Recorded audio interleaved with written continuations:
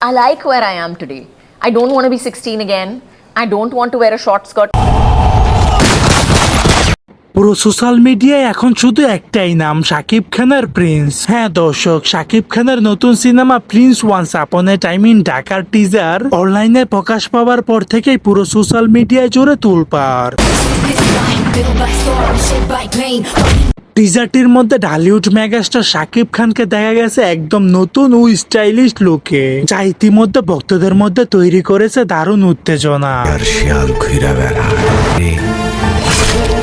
শাকিব খানের এই লুক দেখে এবার প্রতিক্রিয়া জানিয়েছে বলিউডের জনপ্রিয় অভিনেত্রী কাজল দেবগন। তিনি একটি সাক্ষাৎকারের মধ্যে বললেন, প্রিন্সের টিজারের মধ্যে শাকিব খানকে খুবই অসাধারণ লাগছে। শাকিব খান যদি দিনের পর দিন নিজেকে এভাবে এগিয়ে নিয়ে যায় তাহলে সে একদিন বলিউডের মধ্যে রাজত্ব করতে পারবে। দর্শক, এখন আপনারাই বলুন আপনাদের মতামত, শাকিব খান কি বলিউডের মধ্যে সত্যি রাজত্ব করতে পারবে?